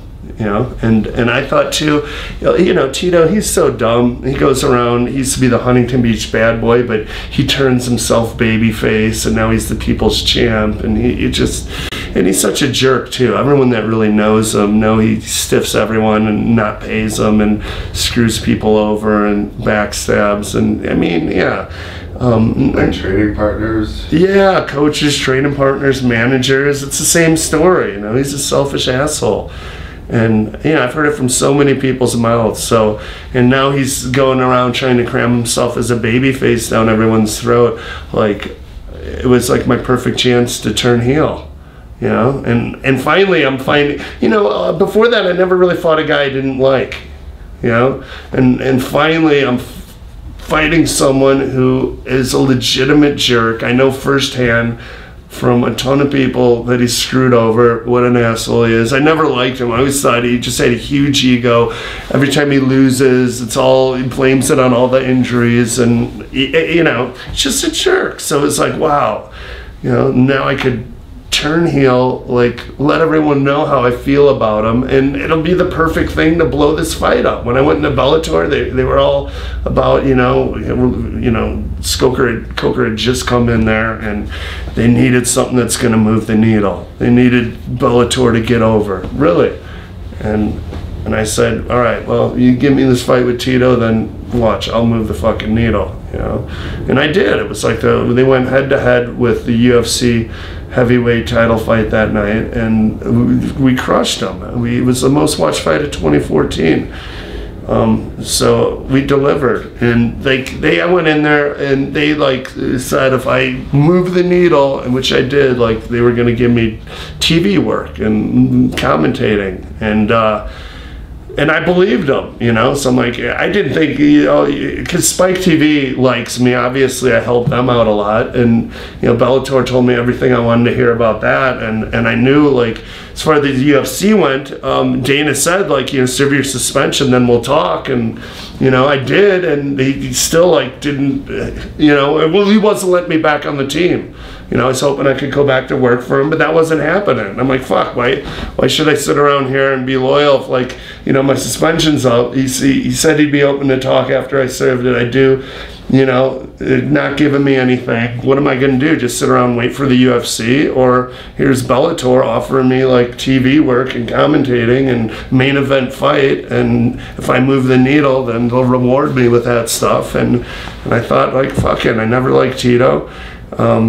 I'll get people to tune in. I'll turn heel because he's, you know, trying so hard to be a baby face that it'll work. People will want to watch it. And it was so like, oh man, when people like... What was your idea, the wrestling style confrontation? Well, yeah, the heel turn. I was with McCauley, and it was his idea to come in a mask, you know, and then surprise him. He's not gonna. In that whole fight card, I met all these people. I meet Coker for the first time, and McCauley's sitting next to me in a mask, and Coker looks all worried. And I'm like, don't worry, Scott. Like, just trust me. I got this, you know. And that was the plan. I just rip into Tito. I end with a comment on Jenna. He takes the mic. He stumbles on his words. He gets frustrated, and he attacks me. Worked out perfectly. What if he came back with something witty and didn't attack me? It wouldn't have worked. So it really worked beautifully. And hey, like, there was a couple of great fights that night. There was a UFC that night, but all anyone was talking about was the fucking heel turn promo the next week. And a lot of people didn't like it, but you're talking about it, and it worked. So, what was the biggest difference between dealing with Bellator as a company and dealing with UFC? Bellator just let me do what I wanted. It was like, I couldn't believe it. Even like I get the call from my manager, what do you want for your entrance music? And a buddy of mine had just showed me that Stitches video of, you know, the brick in your face. I put that brick in your face. What you gonna do with I love selling blow? I'm like, this is ridiculous. Like, the guy has the Stitches for Snitches tattoos up here, AK-47s. Just looks like all the gold in his mouth. Like, this guy looks like a freak. So I said it as a joke for my entrance music. I go, I'm gonna watch, and Stitches is gonna rap me out to brick in your face. And then Coker's like, okay, great, cool. And I couldn't believe it. Like, there's no way Dana White would allow anything like that, ever. So it's like, really? Maybe he just doesn't. And once he looks it up and sees who this guy is, there's no way he's gonna allow that. And sure enough, he didn't allow it. And my buddy Scully gets Stitches on the phone. We make a deal, and I come out to Brick in Your Face by Stitches, and Tito comes out to a bunch of little kids pledge allegiance to the flag. People are like, that's like pro wrestling. Really? Really genius. Yeah. sells. So what happened with Bellator? Because I heard that you had a multi-fight contract, and you were just telling us that they were offering other jobs for you. Cause I moved the needle like a motherfucker. I sold that fight. His fight before, like 336,000 people tuned in to his fight with Shlemenko. That's nothing, right? And then they put us on a Saturday, which it's harder to get a higher Nielsen rating on a Saturday, head to head with the UFC, and we have like, I can't remember the exact numbers, but over 2 million people tuned in. Most watched fight of 2014, and you know, I thought for sure they would hold up their end of the bargain, and they didn't. They didn't, you know? I don't hear from them, and then I get a call, they want me to fight. It's like, fuck you. Dude, I moved the needle for you like I said I would, you know? You're not gonna you're gonna act like what, nothing happened? Like you didn't tell me all that shit in there? Like, come on. Obviously, you started training in professional wrestling. You've already mentioned you've had numerous matches now. What made you get into pro wrestling? When I was a little kid, growing up in the 80s, like, I wanted to be a pro wrestler. I remember at school when it's like, what do you want to be when you grow up? That's what I said. And they were like, oh, that's... It made me pick something else. Because they said that was, I don't know, far-fetched, something like that. But I was like, I wanted to be a pro wrestler. I meant it. And then in high school in the 90s, the UFC came out, and I fell in love with that, you know? And I just found myself doing it, and fell in love with it, and had a great career, long career. And then, you know, I hang it up, and I turned 40 a year ago, and I'm like, it just hit me. Like, right after the Henderson fight, that's when I was like, had just trained with Batista and that. Like, I was really considering going into it, like, really diving into it, and the plan was to try to get in the WWE, and I even talked to the talent scout, and it would be like a matter of me. I was supposed to move down to Orlando and train there for a year, and then start in NXT, and so I went around when Batista came back and you know, did his little tour with them a couple years back. Even before that, like, I went to a lot of the shows. I met a lot of the guys. I talked to a lot of the wrestlers, you know, and it's like. Was it Gerald Briscoe, the talent scout you were dealing with? I talked to him, but what's his name? Canyon Seaman. Oh, okay. Ex-volleyball player. Guy, yeah. But yeah, and he said some things to me too, like, you know, like, I'm like, you know, I already got a good character. I'm the American Psycho. Everyone knows me as that, you know. He's like, no, we actually decide that. We make your character. And just going around all the shows and talking to guys, just seeing how it's like, I don't know, a lot of them aren't too happy. Even Batista, he's like really good friends with Triple H. He goes back on his run with them, and like, even he couldn't get his way. Like, you tried to cram him as a babyface down everyone's throat. It didn't work. Like, he's like, you know, come on, they're not going to take me back. Like, the wrestling fans are like that. I need to be a heel. He couldn't get anywhere. I'm like, dude, if he's like best friends with Triple H and he can't get anywhere, and he's all like, I don't like where they're taking my character, and a lot of the guys are, and you're just someone's bitch, you know? And that kind of really turned me off. And I was kind of like, you know, do I really want to do this? I just, it didn't seem, yeah. And I kind of just was like, no. For me, it was like, all right, either I'm going to go try to be in WWE or that's it. Like, I didn't really know what independent wrestling was. When I was a little kid, the only shows I ever went to, my dad would take me to, was back when it was WWF at the Rosemont Horizon. So I never really knew anything about the independent wrestling world. Anyways, so I turned 40, I get invited to do my first indie show back in the Chicago area last year, and it was a blast. And for the UFC, for a long time, I hustled t-shirts. Like, I'd make the regional shirts. You know, they go to UFC Colorado. We do a UFC Colorado with the license plate, you know, and so every city would have something unique to that. And then I made shirts for a lot of fighters. And at the expos, we'd really clean it up at the booth, selling t-shirts. I mean, I'm a hell of a t-shirt hustler. And Then I go to these indie shows, and every show's kind of run the same. The decent ones where before the event starts, a couple hours before, the doors open early for the VIPs, and people hustle merch and 8x10s, and fans have a chance to come and meet and greet with the fans. Anyways, I just fell in love with that format, and it's right up my alley. And I did it, and it was fun. And then, you know, I could start training the pro wrestling, and I felt like I did when I was first doing MMA, where I'm learning, it's mentally stimulating, it's fun. Like with the MMA, it took about a good 10 years till I started getting sick of it, you know? Because I was growing and learning these martial arts. So I think anything you do, if you do it long enough, you get sick of it. But right now with pro wrestling, it's fun. It's mentally stimulating. I'm enjoying it. I'm learning stuff, and I'm just getting started too. But the indie shows I've done have been good ones. The House of Glory show in New York City, and of course PCW out here, FSW here. Like the good, solid indie promotions. Right? What's that? You had some type of appearance on Impact Wrestling. Yeah, I did a little angle on Impact where I feuded with American Top Team, Bobby Lashley and King Mo, me and Moose did.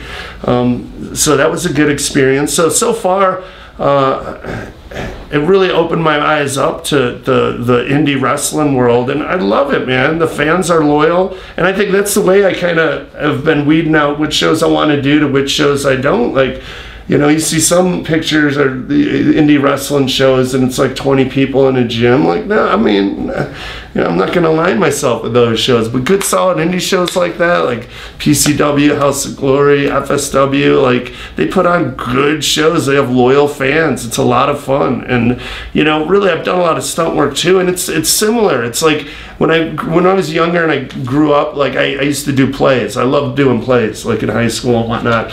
And then I loved doing stunt work too, and it's kind of mixing the two. It's like a play where you do a bunch of stunts in one take, and so far I enjoy it a lot more than I thought I would. I get the same adrenaline high I get from fighting MMA, and if you do it right, you're not going to be too banged up the next day, and you could do matches every day if you could get booked. And that's what pro wrestling is. That is the art of pro wrestling. Like, that's the mindset I took into MMA. Like, I wanted to learn the martial arts. I wanted to learn Brazilian Jiu-Jitsu and understand the culture too. Same with Muay Thai in Thailand. And so this is pro wrestling. I'm looking at it, I'm like learning an art form. You go out there and perform, it's an art. And I'm getting better, and it's stimulating, and I'm enjoying it. It's fun, and I get to sell t-shirts.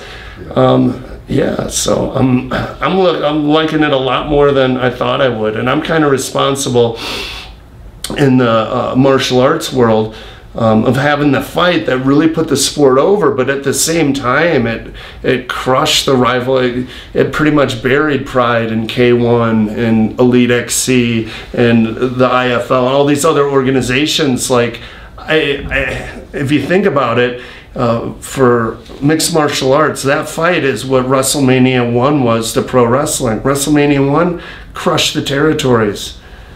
So in the MMA world, I crushed the territories, and I'm the biggest K1 fan. I loved Pride, and I feel responsible for kind of creating this evil monopoly. So what better way to even out my karma by going and align myself and helping these good indie promotions. Well, at the same time, I'm having fun. Why did Matt Riddle back out of a wrestling match with you? I think it was a staph infection, something like that. But yeah, it was the day of the House of Glory show. Yeah, he pulled out injury or staph infection. But I'm kind of glad Sho Tanaka stepped up. That was my debut match. My first singles match, and I think me and Riddle expectations would have been high, like would have had to have like a 20-minute match, and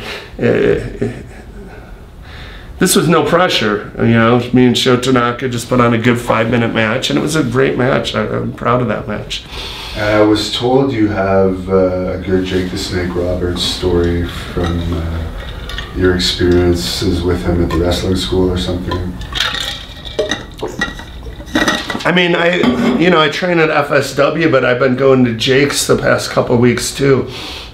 I'm doing a match Tuesday, May 8th with Sin Bodhi, who's like that. It's Sin Bodhi, D'Lo Brown, and Jake are the 3 teachers there. Oh, okay. So they run that school. And yeah, I just went in and I've been working with Sin Bodhi and met Jake, and he gave me some good advice. And I like Jake. He's one of the best when it comes to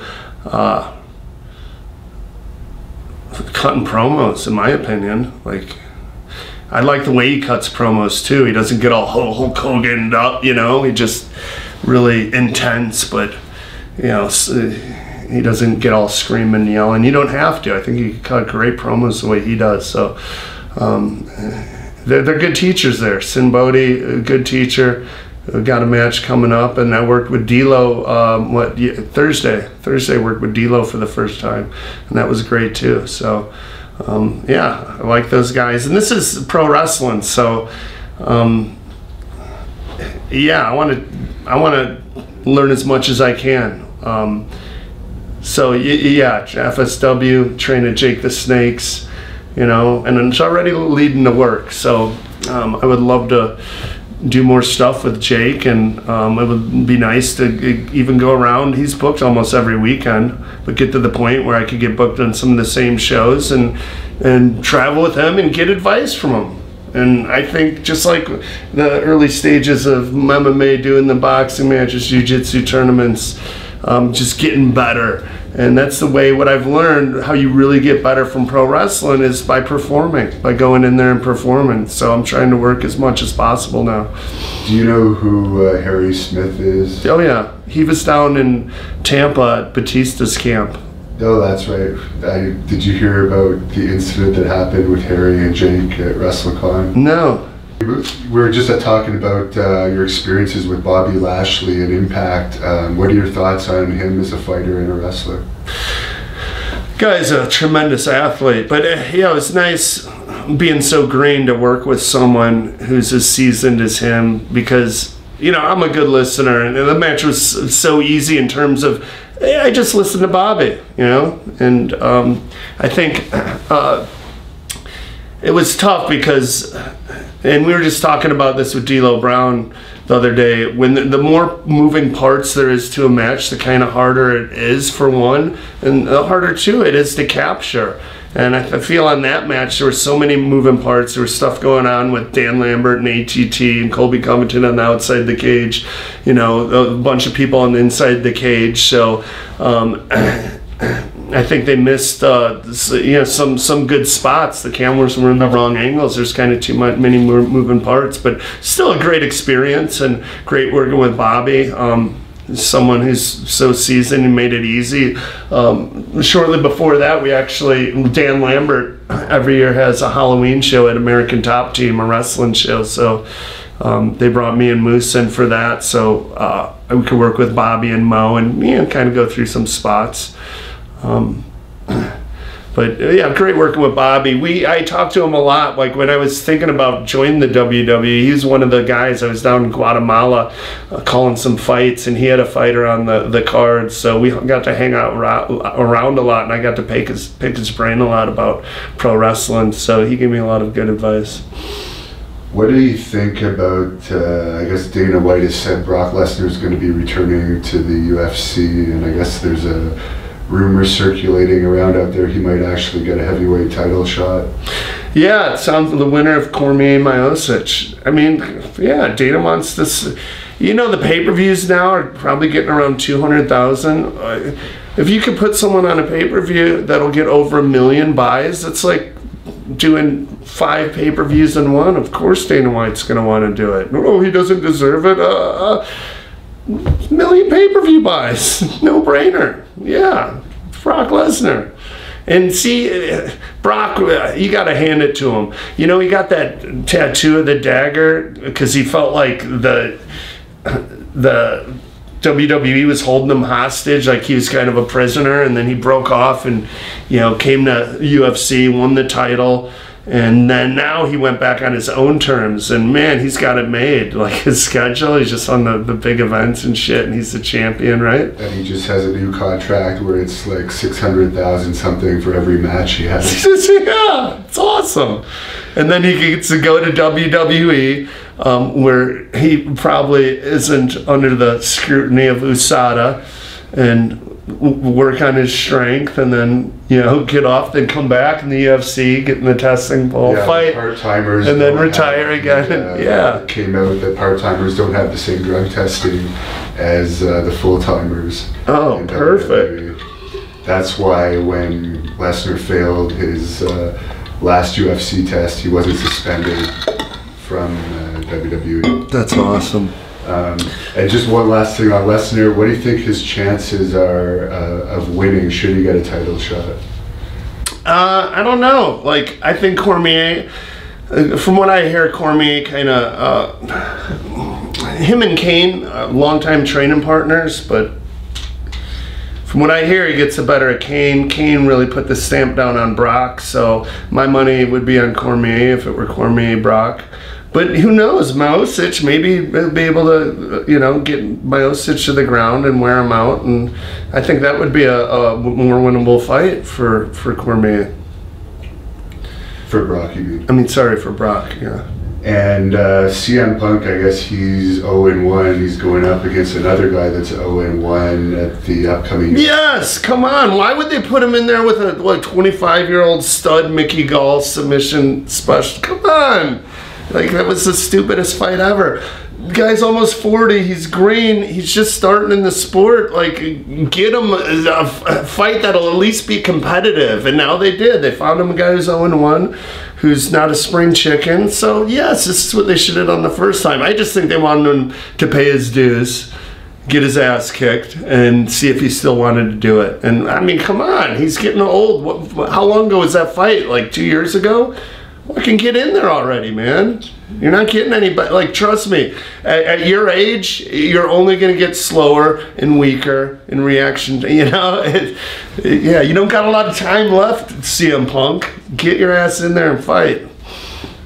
Do you think, like, that was a wise choice? I guess he made his money in wrestling, so he didn't care about wrestling anymore, but to switch from something he was really good at to something that he's not that... I understand how he felt. Like, he was unhappy with how he was treated in the company. He was unhappy. A lot of those guys are.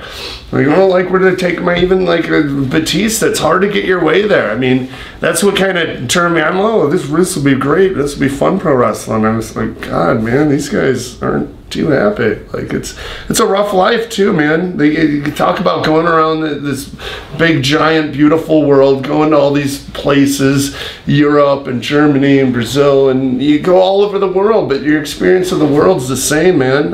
Inside of an arena, airport, and hotel. Like, man, that sucks. It's nice, like Montreal. I've never been there. Got to hang out the next day with the guys and show me around and have fun and see the city. Like, to me, that means a lot. Like, yeah, there's something for, like, everyone assumes that, like, I'm doing pro wrestling to get in WWE. But no, I'm doing pro wrestling because it's fun. It's fun. I'm enjoying it, and there's money in it. Yeah, I mean, sure, if I, like, went and I could, yeah, sure, WWE pays more, but, like, come on, you're not going to see me with, like, $20,000 watches and shit. Like, I mean, I live within my means. Like, if I pay the bills and go around, see the world, have fun, learn this pro wrestling, enjoy it, like, cut my promo, say what I want to say, like, do the kind of moves I want to do in a match, it's fulfilling, man. It's like, it's being free. It's freeing. It feels good. You feel young again. You feel like vibrant and stimulated. Like, it's nice to learn something. I was getting bored. I was getting stale. So this is cool. I'm glad I had this midlife crisis at 40. And just to go back to Harry Smith for 1 second, because he does wrestle for us, Great North Wrestling sometimes. A lot of people have said that with all of his MMA training, that he could be a good MMA fighter. From your experience with him in Batista's camp, do you think he could have had a decent career in that? If he wanted to, you never know. Like, man, you could be in the gym with someone, they could be like freaking amazing. I've noticed plenty of gym guys who just, on fight night, they don't live up to their potential. I've known boxers like that too. And I've known the opposite. I've known guys that haven't looked good in the gym that go out there and like really perform above their level. So you really don't know. It seems like if he dedicated himself to it, he probably could have, but we'd have to see how those fights went and really how he comes back from, you know, if you train a few months, you go in there and you come up a little short, how do you respond from that? That's a huge part of it. And what do you think about the recent incident with Conor McGregor? You know, to me, I enjoyed it because I know how it feels to, in your head, think something's gonna, oh, this is gonna be a great one. I'm gonna go in and steal the show. I'm gonna make it the Conor McGregor show. You go in and do something, and in your brain, it's gonna play out one way, and it's gonna be this brilliant plan. But in reality, you look like an asshole, and it blows up in your face, and you end up in jail and getting arrested. So, you know, even Conor, that happens to him. Because I always complain that happens to me. Like, some of the stuff I think of is brilliant. It works out. And some of the stuff that I think is going to be, oh, this is going to be a good one, it blows up in my face. I look like an idiot, and you lose a job, or, you know, just, yeah, make a big screw up out of it. So he's human. He made a mistake, and it blew up in his face. So to me, that makes him a little more likable and human. What do you think the legitimate chances are that Mayweather would actually fight MMA against McGregor? Well, it won't be MMA, it'll be modified. So if they you know, money talks. Like if he could get like a $100+ million payday, there's not many boxers that'll get him that type of payday. And right, he's 50-0 now. Why go back to boxing? He has nothing to lose. Let's go into a modified match with Conor. You got small gloves on and doing something like no wrestling or takedowns, and maybe no kicking above the waist. You know, if they fought like that, was only stand up, Conor can do low kicks, but he could clinch knee and elbow, no wrestling. Like, hey, I think that would work. So that's what it's going to be. It's going to be kind of a modified rules match. It'll be over $100 million. He'll have nothing to lose. It won't count on his boxing record. So that's all they'd have to do. It's like a boxing match, low kicks, and Conor would just destroy his legs. And Floyd would probably be dumb enough to sign for it. Well, you know, to think he could win. Oh, well, there's no fighting on the ground. I could win this one. Low kicks, fuck, man. Yeah. And what is it about The Who that you like so much? I was raised on classic rock, and my dad would take me to Bob Dylan concerts as a little baby and shit. So, yeah, I grew up on The Who. I grew up on Zeppelin, on you know, Bob Dylan, and classic rock guy, man. And really, like, some songs are great songs, but don't make good entrance songs. So what makes that such a good entrance song is the intro, the music. You get along well with superstar Billy Graham, who's a big Bob Dylan fan, if you know who Billy Graham is. Oh yeah. Yeah, he's done a bunch of interviews with us, but he's a massive Dylan fan. Oh yeah, I remember him from back in the day, man. He had a really impressive physique. Now you're married and you named your son after Forrest. Not really. After a moment in history. That fight's like the BCAD line of MMA, you know? Oh, was it before the Bonnar Griffin? I mean, like the Native Americans always believed in naming your first son after your greatest accomplishment. And as much as I tried to top that fight, everything, like, stars were aligned. That fight happened, put the sport over, kind of made the sport blow up overnight, and it's like a significant moment in history. So it's about naming my kid after my biggest accomplishment. What's the groupie scene like in MMA? I know you're married now, but I'm sure you've seen some stuff over the many years you've been. Yeah, I couldn't believe it. You know, I came up at the Hammond Civic Center, right? And you know, a lot of people, friends and family, kids I grew up with from high school were there, and that's where most of my fights were, besides Machida in Brazil. Then I get on The Ultimate Fighter Season 1, and right after we got off the show, they had the pay-per-view, Tito Ortiz versus Vitor Belfort, and went out to that, and that was the first UFC I had ever been at. And I could not believe the level of talent, like, just so many beautiful girls, you know. I just figured it'd be like a sausage fest, but yeah, the groupie scene, not bad in MMA, yes.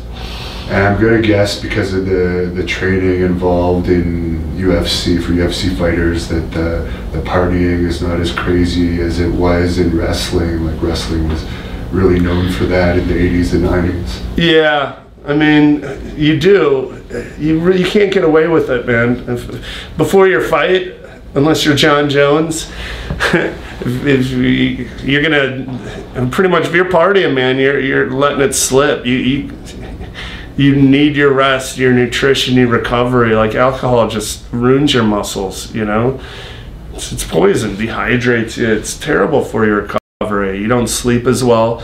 So yeah, nutrition's got to be perfect. All the things you do to take care of the anti-inflammatories, the ice baths, the therapy you do on yourself, and sleep and getting your rest, so important in your recovery. So if you're partying, man, you're not taking your fight seriously. After your fight, sure, you got a little time to, you know, make up for lost time. It's always too, you train 3 months and, you know, you're on the straight and narrow, and then you look forward, oh, after this fight, it's going to be fun. But if you have your fight and then, you know, a couple weeks later, you have been able to eat like crap and party, and you're sick of it. You're like, all right, time to get a fight scheduled again. So that was kind of the process of fighting. But it was a good kind of cycle to be in, you know? You're working on yourself, improving yourself. Like, that's what I miss most about fighting, is having that date.